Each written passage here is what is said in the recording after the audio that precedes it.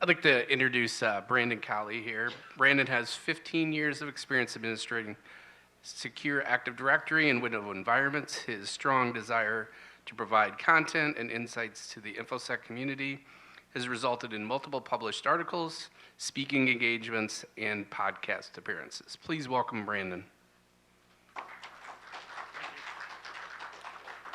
Thank you, everybody. I'm going to prep you that I don't have a good spot to put that water, so I'm going to be bending down and doing awkward things throughout this presentation. So this is my presentation on winning the game of Active Directory. So I hope you all enjoy it. If you've been in here for the last 20 minutes, you've been staring at this opening slide for a while. So we'll just keep moving. Like Chris said, I'm Brandon Colley. I have been in the industry for almost 20 years now, as long as you count some of the operations experience and systems administration. So I was a sysadmin for probably at least 15 of those years, maybe closer to 12 of those years. About 2.5 years ago, I got the chance to shift over into the security industry. So I've been working at Trimark Security as a senior security consultant for them, and then recently got named the service lead for our Microsoft Cloud assessment that we perform. So I like to joke and say that this is probably my last Active Directory presentation. So maybe next year I'll do like an Azure Active Directory winning the game of. I founded my own company, B&R Consulting as well. So if you're looking for a little bit of extra consulting on anything, look me up. I've got stickers at a table I'll be at out in the foyer. So if you guys are interested in doing a little bit of hands-on demo of this, I'm part of the challenge that's going on that Lynn Tile's got going. So come hang out with me there. And then tomorrow I'm excited that I'm going to have my kids come. So they're going to all do the kids camp thing. So I'll be around tomorrow as well. So if you see me, come say hey. So first question is, what is the game of Active Directory? So yeah, we're kind of playing into the whole gamification that CornCon's got going on. But actually the game of Active Directory, or GOAD or GoAD, is a pre-built Active Directory lab.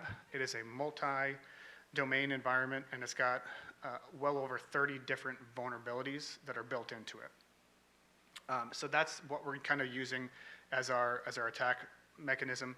So this was created by and maintained by Mayfly, which is of Orange Cyber Defense. So thanks to Mayfly for letting me use the lab. I did get the thumbs up, so we're good to go on that. Not going to make anybody upset today.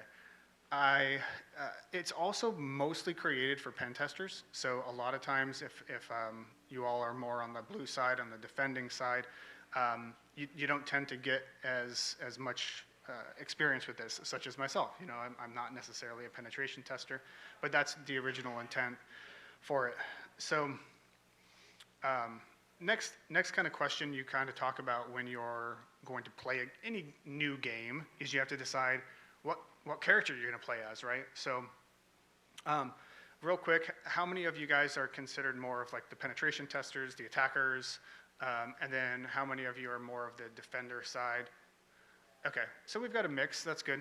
I always like to say the people who didn't raise their hands, I'm assuming you're adversary. So that's the character you all chose.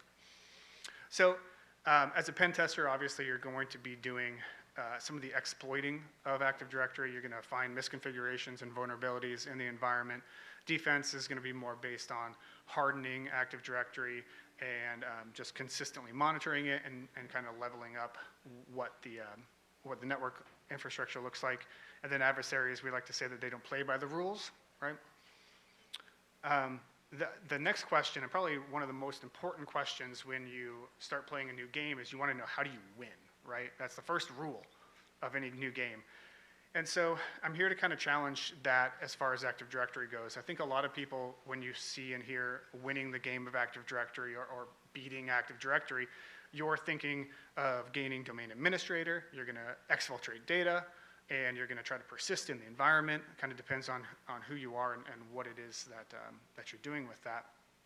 But as security professionals, as all of us in this room, aside from if you actually are an adversary, our goal is to increase security, whether you're performing the attacks or you're helping defend the attacks. So no matter what kind of color you are, the goal of all security professionals should be more so on the right-hand side here, such as maintaining a secure Active Directory, implementing safeguards, and then just continuously progressing in security. So today what I'm going to do is I'm going to kind of showcase both sides of that. We're going to do some attacking, and then I'm going to show you how to defend it. And as Ted Mosby would say, we have a tightly scheduled evening of awesomeness ahead of us, so let's get started.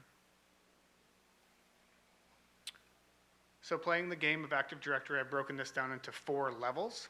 So we're going to say level 1 is going to be our reconnaissance mission. Level 2, I've called enumeration. And then level 3, privilege escalation. Also going to be some lateral movement in there as well. And then our big boss fight, level 4, is going to be when we actually get to pwn Active Directory. Can you guys hear me in the back okay? There's no noise over there? Cool. There is noise over there, so I'll just keep talking to try to drown it out. Okay, so level 1, recon, we're going to basically just look to see what's visible on the network. So that's going to be our first step when we're looking to attack Active Directory. As soon as you get access to Wi-Fi, you plug into the network, you'll probably run something like Nmap, which we'll talk a little bit about later. But as far as Active Directory is concerned, you just kind of want to see what you can see with no access whatsoever. So that's where anonymous access comes in, and this is the first misconfiguration that we're going to tackle. In anonymous access, all you really have to do is run this command. This is crackmap exec. If you're not familiar with that, I've got resources for that later. We're going to use this a lot. So crackmap, you can just give it the IP address of your domain controller, and if anonymous access is configured, you get queried for all of the users in the environment as well as the description field. And if we drill in here, we notice that the description field contains a password for our friend Sam Tarley. So this is the first credential that we've already got in our game of Active Directory. So besides the obvious mitigation of not putting passwords in publicly identifiable fields, right? How do we clean up something like enumeration? So this mostly is presented in the experiences that I've had with through the pre-Windows 2000 compatible access group. So that's the group on the left. Those are the default permissions that are applied to that group at the root of the domain. Sometimes there are members of that group, which include the everyone group and the anonymous logon group. The other thing or place it can be is just directly on the root of the domain itself. So that's where it was in the lab environment. It's just anonymous access, or anonymous logon has read access directly at the root of the domain. So as soon as we remove those permissions, we rerun that first attack, we will not be successful with anonymous access, which means we're just going to have to find some user accounts ourselves. So what that looks like, or what that can look like, is the game of Active Directory, as you'll see, very evident, is it's based on the Game of Thrones television series. So in order to build a user list, we're just going to use and do a screen scrape of all of the names that are in the cast and characters for Game of Thrones. We're going to generate some usernames based on that. So the username list that we're using in the lab is a first name dot last name, and that's the screenshot there on the left of what was scraped and created based on that. You could also just go ahead and, if you're not sure of what the naming convention is, just try multiple different possibilities inside this type of an attack. So if you've got first name and a last name, you might have first initial dot last name, or maybe there's no dot, or maybe they've mixed it up or something. Maybe it's last name first, or maybe it's just last name. So you can use multiple combinations, and you can throw it through a script such as this. So this is just an Nmap script using one of the built-in Nmap scripts that will take a list of usernames, and it's going to attempt to query Kerberos, and Kerberos is going to tell us which of those usernames are valid and which ones are not. So if you're going to tell me that this isn't really fair because I knew the target, I knew that we were targeting the names of the Game of Thrones characters, there's plenty of lists to go off of. You can just go ahead and download a list of first names last names that are common. Or if you know what your target is, you can find those really easy, right? So totally fair game to find usernames. The reason this works is kind of ingrained in the Kerberos protocol.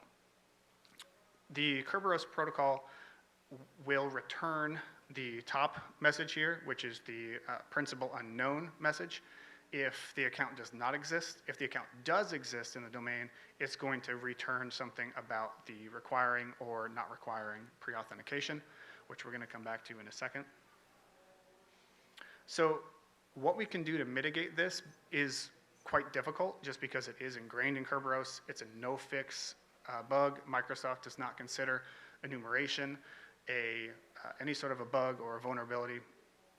So some of the best things that we can do, and yes, I realize this is difficult for all of you defenders that already have your username creations, but if you're able to, or you can start over, creating a username that's not the same as an email or as the prefix of the email, using something like a non-standard combination, so something like like the S for a staff member, or maybe an F if they're in finance department, something like that. The best way is to use multiple trailing digits, because that's going to increase the number of iterations that attackers are going to have to do to discover actual usernames in the environment, and it's certainly not going to get them a large number to be able to enumerate the entire environment.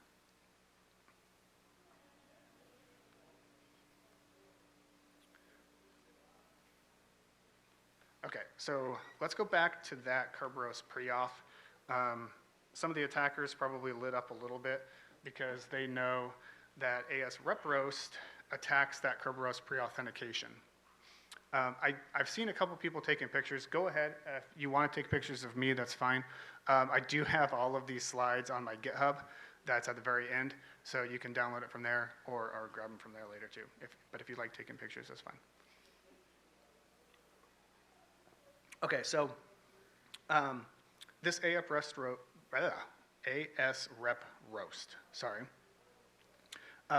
targets accounts that do not require pre-authentication. So if we'll notice that this attack is run without credentials, so all we're using is that valid user list that we had, and the mpacket get np users command is going to look at all of those accounts, and if the account does not have pre-authentication set, such as this Brandon Stark account, then it's going to give the password hash of the account. And once we have a password hash, we can take this offline and we can put it in a hashcat or something like John the Ripper, and this will find the clear text password for that hash, as long as it's a simple password, depending on the cracking rig that you've got. Here I cheated a little bit for the lab, but I did just run it through that RockU set of passwords, and it cracked fairly quickly just on my crappy laptop here that I'm using. And so how to mitigate this? So this is a legacy configuration, Kerberos pre-authentication. It is just on the user object itself, and in the account tab, under the account options, there is just a little checkbox that says do not require Kerberos pre-authentication. So as soon as we uncheck that box, we rerun our account.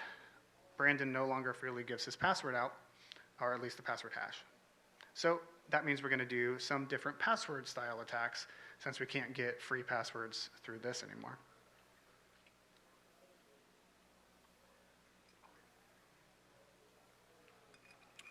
Okay, so our first common password attack is a password spray. A password spray attempts a small handful of passwords, typically something like summer 2024, or now that it's fall 2024, and it's going to attempt that password against all users in the environment. So what we're doing with this one is we're actually trying to see if there's password reuse that occurs. So since we've already grabbed these two credentials, so the credential we got from the password field, the password that was in the description field was the Heartsbane, and then the I See Dead People was the password that we cracked using hashcat. So we just wanted to check to see maybe there's password reuse occurring in an environment. Thankfully for this test, or this client, The passwords are not being reused, so that's good news, but that's a good thing to check. The next password attack is called credential stuffing. So credential stuffing is somewhat similar to password spraying as you're attempting to guess passwords for known users. The difference in this is that this is commonly used with breached credentials.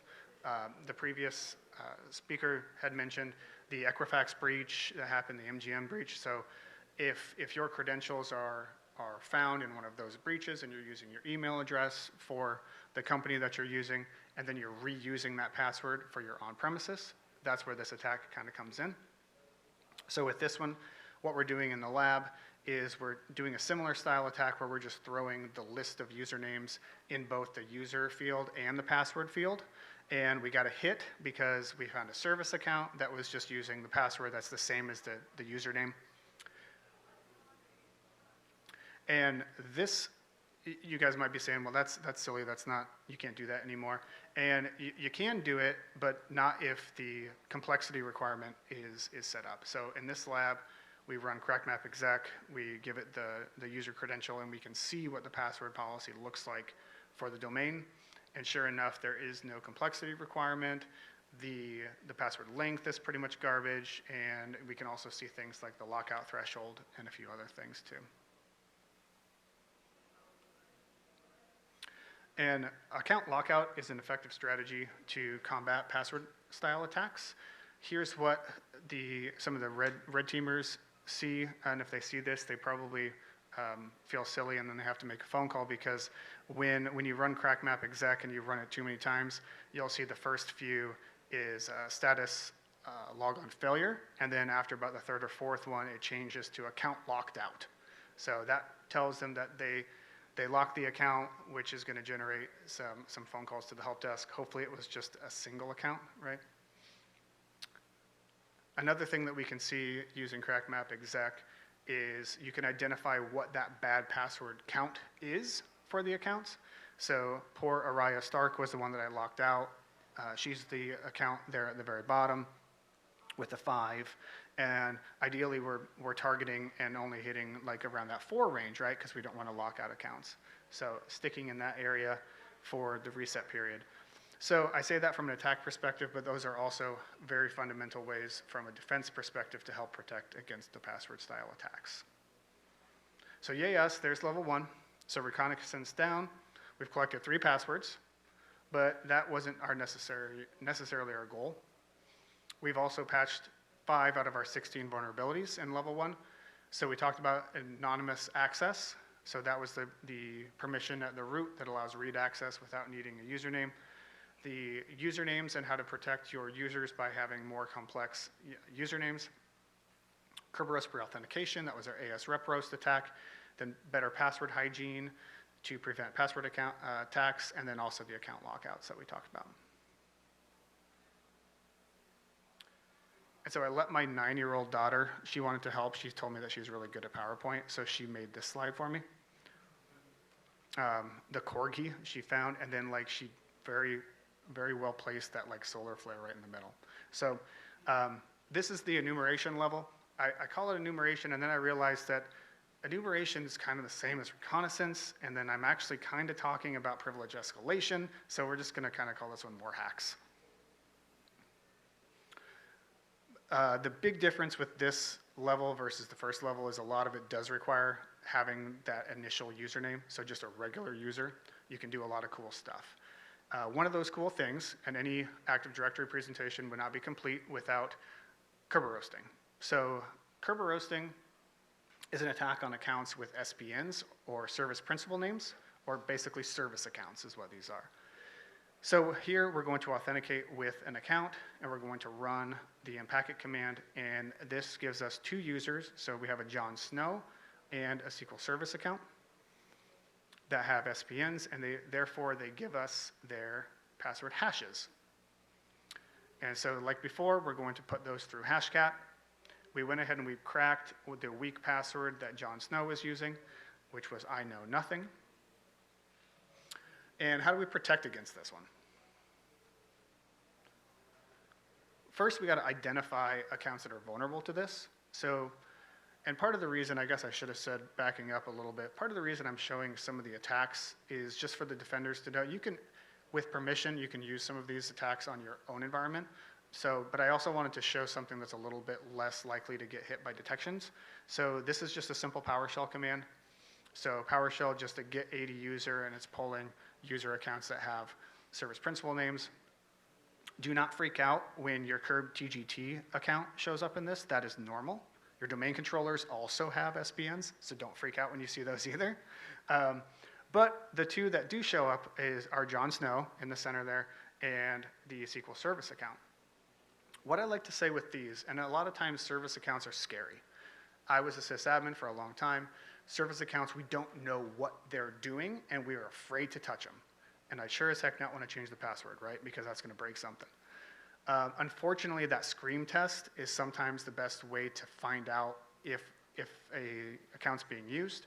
Other things you can look at is some of the last logon information that may or may not be valid. So we can try to see, also, is it a privileged account? What groups is it a member of? Because if you have an account that is vulnerable to Kerberoasting, that hasn't had a password change in 15 years, and it's also a domain administrator, you're probably one step to getting destroyed as soon as somebody in your environment has a single regular user account. So find out if it's privileged, start with those. Can we disable the account, find out what breaks, and then simply re-enable it? Another cool thing to do is look at the DNS of the host names. So when we look at the service principal for Jon Snow, it attempts to use a DNS name of thewall.thedomain. And so if you just simply do a web request or a DNS check and it doesn't exist, or it's not online anymore, the IP doesn't return, chances are it's not even being used anymore. So you can help track these things down by looking at the actual SPNs.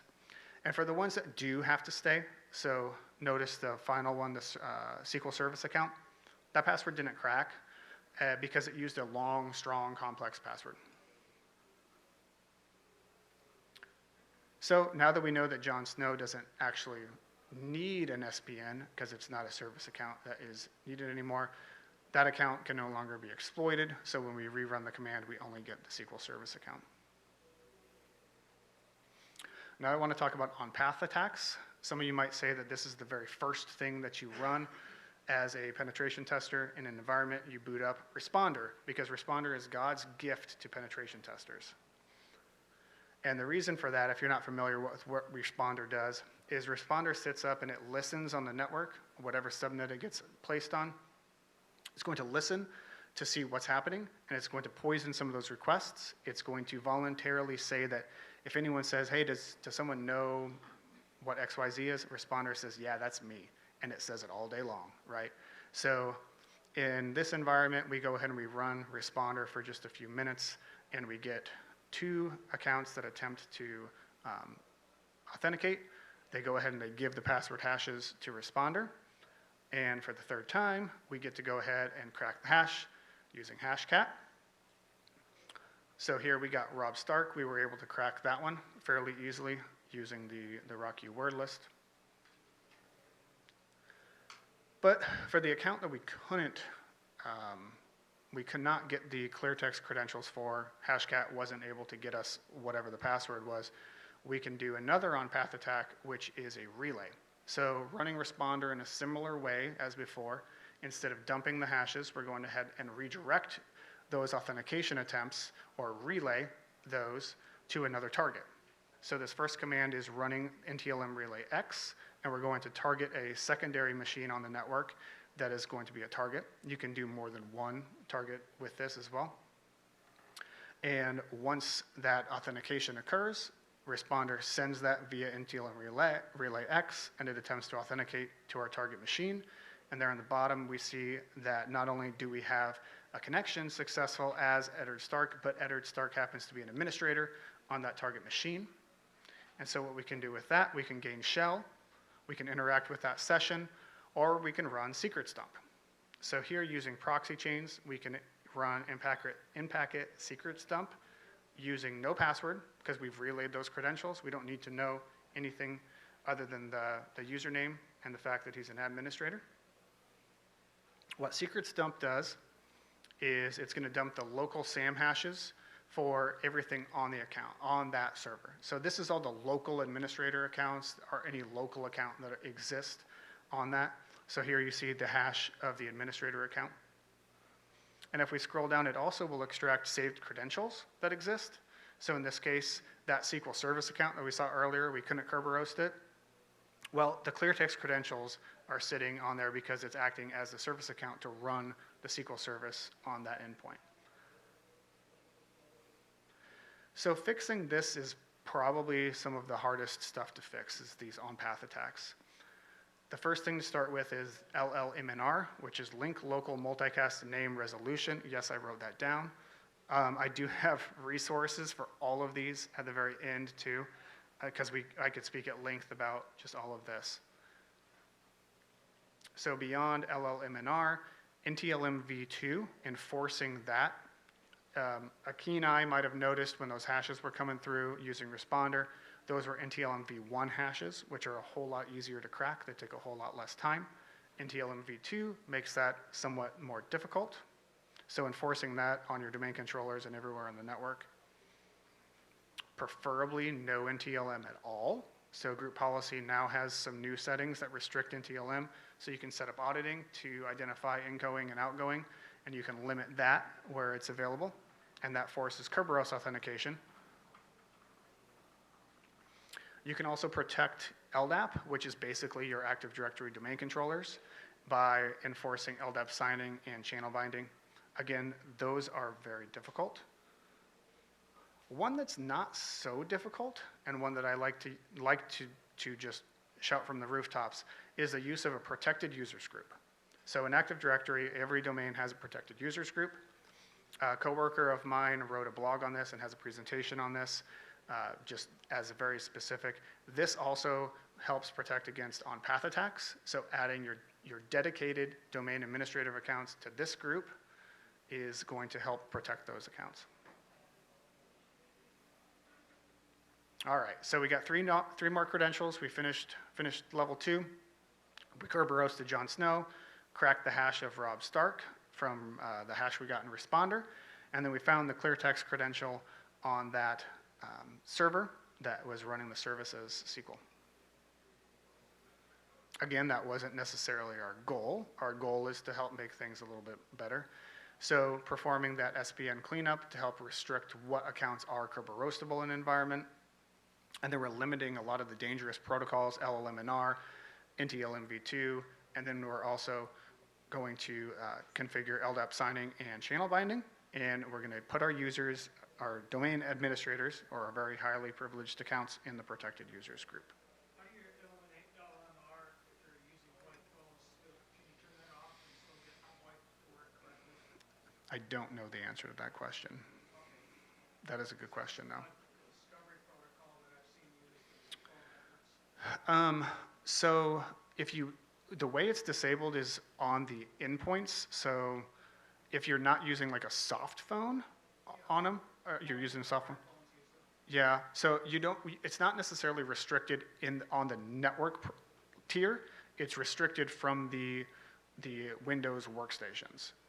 So if they don't need to communicate with the VoIP phones, I think you'd be safe. All right, thanks. Good question, thank you.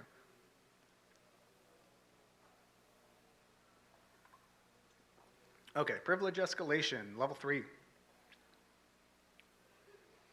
We are going to start with a smidge more enumeration because I also need to mention Bloodhound. So Bloodhound is a tool that can scan your Active Directory environment. It requires just a regular user account, and it's going to look at pretty much everything. One of the things that you can do with it is you can identify paths that exist to gain domain administrator. And so here we've got 2 different paths that are built in. So the first path is a fairly direct path to domain admin, and I realize that it's probably incredibly difficult to see on the projector, but this is the Rob Stark account there on the bottom left. He is a member of the administrators group, which is just a very simple step of adding himself into the domain administrators group. So that's kind of a boring one, so let's do a more fun one. So the second path is ACL modification. So the Samuel Tarley account, which was the very first account that had his password in the description field, This account has the ability to modify a group policy, and that group policy is linked at the root of the domain. And so that's what this looks like when you're looking in the GPO console. We'll see that the Stark wallpaper is linked to the root of the domain, and if we check the delegation tab, we see that Samuel Tarley has access. So the account actually only has write DACL.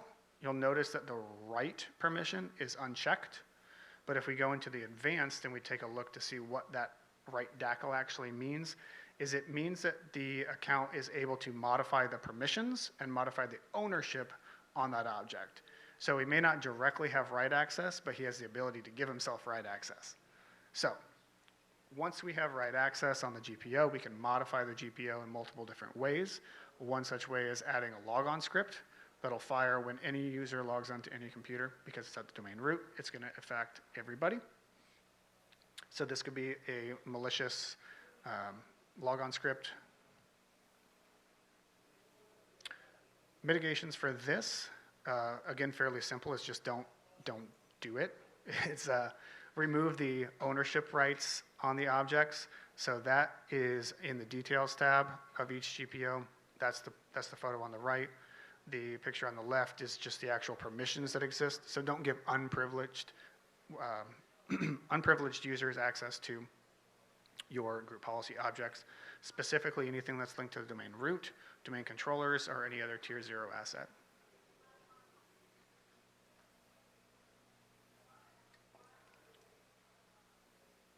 Okay, and now we're going to pass the hash. So remember back when we dumped the SAM account from the server that we relayed to?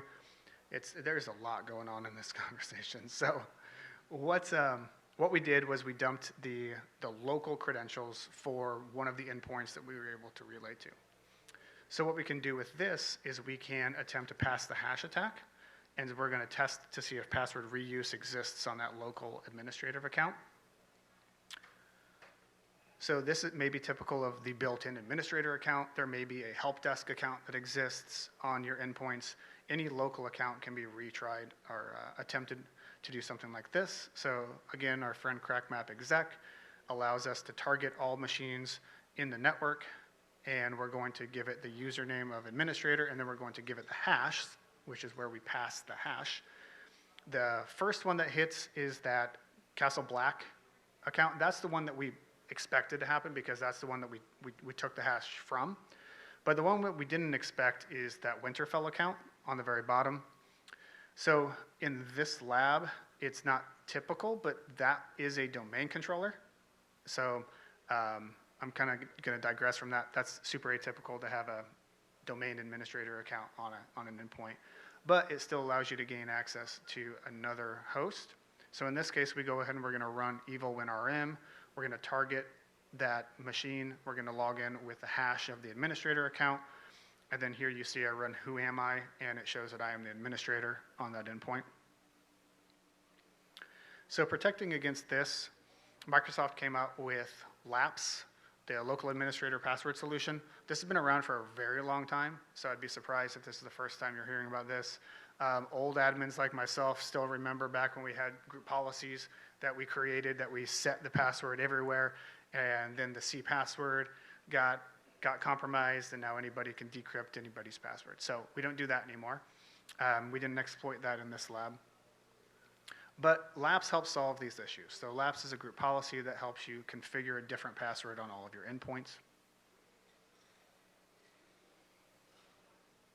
All right, I want to move to Kerberos delegation. So before we talk about exploiting it, we have to kind of explain a little bit about what it is. So delegation exists in Active Directory, and it's a required feature of Active Directory. So it's also a very helpful feature in a situation where a user authenticates to a web application, and then that web application has to talk to a database backend. When the user authenticates to the web server needs to tell the database who's connected to it. So he basically needs to impersonate that user that's authenticated to him. So this is kind of our typical scenario of what delegation looks like. And what it looks like when we attack it, something called unconstrained delegation is kind of the most typical and also the least secure way of configuring the delegation. So when we exploit this, what we're doing is we have administrative access on a server that has unconstrained delegation configured on it. We can go ahead and run Mimikatz, which is another attack tool. And once we're sitting on that box with administrative access, we can either wait for someone to authenticate to us. We could also coerce or social engineer an administrator to log into the box that we now have access to. And as soon as an administrator authenticates to that machine, Mimikatz is able to export the ticket. So here we see that Brandon, me, was logged into that machine. I got coerced to log into it. And now an attacker would have access to a ticket. With Mimikatz, we can run a pass the ticket attack. So we run this command that exports the ticket, and we can load it into our current session. So here we run the K-lists and identify that we do have the ticket for Brandon, and then we can just simply run enter PS session, and that's just a normal PowerShell command. We're going to, again, target our domain controller, and we can authenticate using just that ticket. And now we run who am I? We identify that we're Brandon on the domain controller, so he is a domain admin, and now we have an administrative session on a domain controller. And that's simply by having access to an endpoint that has unconstrained delegation. Unconstrained is exactly what it sounds like. It's completely unconstrained. There's also constrained delegation, which helps limit this. Whatever service is provided by the machine that needs to delegate, we can specify service details for that and identify and put it inside that box, so we can say you can't delegate to a domain controller, you can only delegate to your database server. Another thing we can do, because sometimes that's difficult, not as difficult as service accounts, but sometimes just kind of knowing what everything is set up and how to do that. Super easy thing to do is to configure Brandon as sensitive and cannot be delegated. So this is another flag that exists on the user object. So this is a flag that should be set on administrative accounts, because Brandon is very impressionable. He gets social engineered to log into places. But now, if he does that, we can rerun this attack. And there on the right, we kind of see what we saw last time. So that's when Brandon authenticated, it generated that TGT, or the ticket granting ticket. And if we rerun that attack, on the left, we see that the connection still occurred, so Brandon still authenticated to that endpoint, but that TGT is no longer present, and so no longer can actually be exploited. Okay, and so that's the end of our third level. We don't have any more credentials, but as you've seen, we've gotten shell on a domain controller multiple times. We're using hashes, we're passing things around. We don't need credentials anymore, but we do need some mitigations. So mitigating that ACL and the ownership on group policy objects that we talked about, and installing and configuring laps on all of your endpoints, your workstations, and your servers, and then moving from unconstrained delegation to constrained delegation, and then finally using the account as sensitive and cannot be delegated flag on your administrative accounts. All right, level 4, pwning Active Directory. So we're going to start with an attack called Print Nightmare. This happened about 3 years ago. This is what I like to call the attack that got me into InfoSec. As a sysadmin, this really caught my attention. I wanted to understand this. So I don't remember if I had approval. Let's just pretend I had approval to do it. I did a proof of concept, let's say, in the enterprise I was working in, and was able to exploit it and show to the C-suite that this was something that needs to be fixed. So that was my first step into the InfoSec world. So our first step as far as Print Nightmare exists is we want to see if the machine is vulnerable to it. So here we can run, again, crackmap exec. We'll configure, we'll check to see if the print spooler is running on that endpoint. Then we can run the RPC dump to check the protocols that exist. So if these two are true, then that endpoint may be vulnerable to Print Nightmare. And so if we have a vulnerable system, we can go ahead and exploit it by hosting a malicious DLL on an SMB share. That's what that first command is doing. On a Colley box, we're going ahead and hosting our own share that can then be downloaded from that endpoint.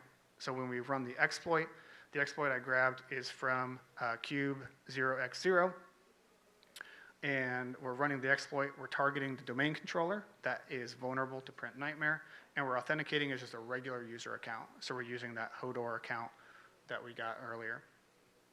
And there at the very end, we see exploit completed, which doesn't look very dangerous, but if we examine Active Directory after our exploit has run, we see that there is a new account that got created. This is what our DLL was that created it. It was a malicious exploit that generated a new account called Print Nightmare 2, and it added it to the administrators group of the domain, which we've learned is bad news. This is the easiest mitigation that's in the presentation. Turn off the print spooler on your domain controllers, and basically anywhere else that doesn't need to print or provide print server facilities, and don't make your domain controller a print server, please. So, thank you for coming to my talk. This is what it looks like now that we've gone ahead and turned it off. We run the same commands, and we get that it's no longer exploitable to Print Nightmare. And yes, I do understand Print Nightmare itself has been patched. Obviously, we're running against a very vulnerable system, so if your systems are patched, please still just turn off the print spooler. It's also involved in several different coercion attacks that exist, and it's almost included as a prerequisite in a lot of different style attacks. So, okay, last attack is we're going to do another kind of very popular over the last couple of years, Active Directory Certificate Services, or ADCS, very exploitable. So, again, similar to before, we're going to find out if there's vulnerable configurations in the certificate authority. So by doing that, we're going to run a tool called Certify. And here we're just querying the domain controller about the certificates that exist. And the output's going to include a list of vulnerable certificate templates that exist.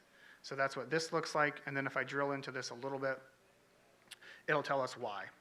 So this certificate template is vulnerable to something called ESC1, which is the escalation 1 that came out. SpectreOps is the one that kind of famously shed the light on a lot of this. So ESC1 is a vulnerable certificate template because the enrollee supplies subject is equal to true, which from the template itself actually shows up as something called the subject alternative name. So you're able to submit that in the request. And then the second piece of that puzzle is the question of who can enroll those certificates. So if domain users can enroll a certificate and specify whatever name they want, then that's an ESC1. And so attacking that looks like this. So here we're just authenticating as a regular user, a member of domain users who can request the certificate. And we're targeting the certificate authority. We're telling it what template we want, which is the vulnerable template, and we get to specify who we want to be. So I chose to be the administrator for the domain, and when we run that exploit, it generates a private key and a certificate that is exported in the administrator.pfx file, and that's saved locally to our Colley Linux host. Then we can use that file to authenticate to the domain, and we can gain a Kerberos credential file as well as the NT hash for that administrator account. And then we can use that to authenticate to the domain controller, or we can just go ahead and run secrets dump against the domain controller. Here we're authenticating as the hash that we grabbed. We can also do Kerberos authentication by using that Ccache file. And when we run secrets dump on a domain controller, we get a little bit more than just the local accounts, because technically a domain controller doesn't have local accounts, it just has everything in the domain. So when you run secrets dump on a domain controller, it's dumping the full ntds.dit, which contains the entirety of Active Directory, all the NT hashes for all users in your domain. So now we've effectively gone game over multiple different times, but this time we pulled the entirety of the database. But as you've learned, we're not here just to show the exploits. We got to talk about how we can fix these. So we still have a little bit of work to do, and I've still got about 20 minutes. So we are going to investigate why templates are vulnerable. So here we're going to look at it from the actual Active Directory Certificate Services interface, we identified that domain users are able to enroll, so they have the enroll permission on this template. And then if we look at the subject name tab, we can see that subject name is allowed to be supplied in the request. So this is a vulnerable certificate template. This is what it looks like when the certificate is issued by the CA. So here, the subject is Brandon because I was the user that authenticated to the certificate authority and requested it. But I did get to specify the subject alternative name, and there in the very bottom, you see that that is the administrator account. Another way to detect it and actually fix it is a tool by a coworker of mine, Jake Hildreth, wrote a tool called Locksmith. Locksmith will discover ESC1 templates in your environment. It'll actually discover all the ESCs 1 through 8 with the exception of 7. And it'll also do a check on auditing to see if auditing is enabled on your certificate authority. Spoiler alert, it's not, because it's not enabled out of the box, because you just next when you install certificate authorities. I did it. In addition to telling you what's wrong in your certificate authority, it will generate PowerShell that is specific to the environment. So the PowerShell fix at the bottom there contains the full DN of the vulnerable certificate. And in this case, I think it's removing the flag. So you may or may not want to run that specifically. A good mitigation on templates that need to be configured in such a way like this is you have to require manager approval for those. That way it's not exploitable without kind of a second check. So that's another way to mitigate those. All right, so there's our final credential. That's the end of number 4. Brandon rocks. Technically, I created that one, so we didn't really attack it. I like that password. Our final 2 mitigations that we've discussed are disabling of the print spooler and then also running Locksmith to help clean up Active Directory certificate services in an environment. So I like to say that the game's not over. There's always a next level. So even though we've identified several different mitigations and attack strategies, it's an ever-changing climate, which is why we're all employed, right? And something can always be done to level up the Active Directory security in an environment. So I urge everybody, get a pen test, get an assessment done, or if you want to and you have permissions, I should put a disclaimer, you can try out a few of the tools that I tried. So if you've got permissions to that, here's a resource to all of the attack tools that I used in the demo. And then as promised, here is a list of all of the resources for the defense side, as well as some information on the Goad lab itself. I also brought this image back up because I love AI art. I don't know if you guys are like me, but I think it is the funniest thing ever. So I asked Copilot, who knows Active Directory pretty darn well, right, to give me a character selection screen for what the game of Active Directory would look like, and this is what it spit out. And I think it's pretty accurate because all of the characters look sad.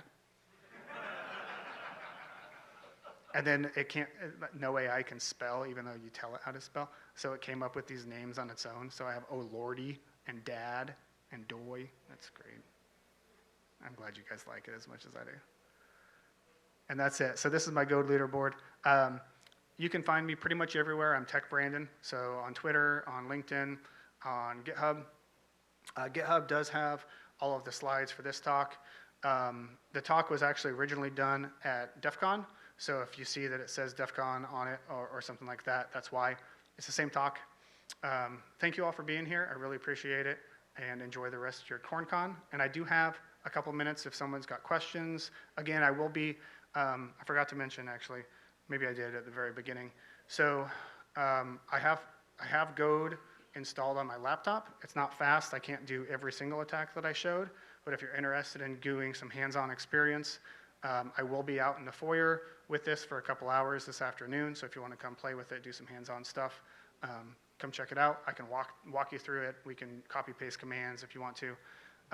It's also part of the Corn code. I don't know what it's called. The thing Lintile's doing out there.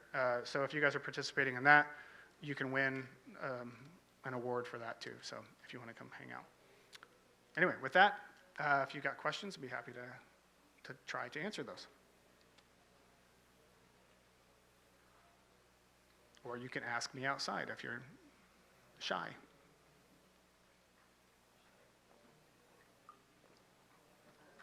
All right, cool.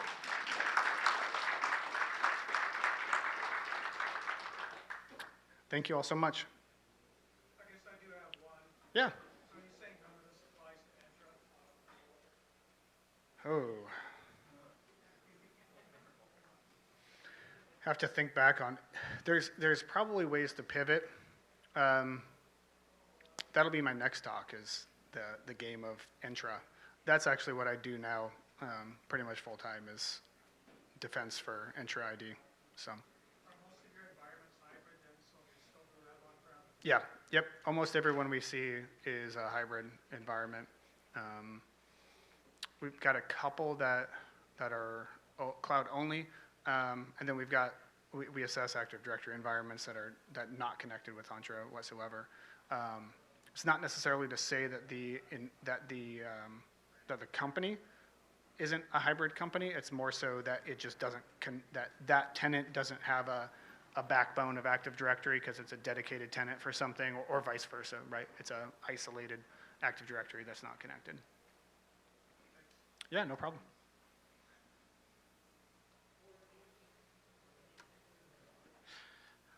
Is everyone making it through the 3 o'clock lulls here? Please help me welcome Rich Greenberg, CEO of Security Advisors.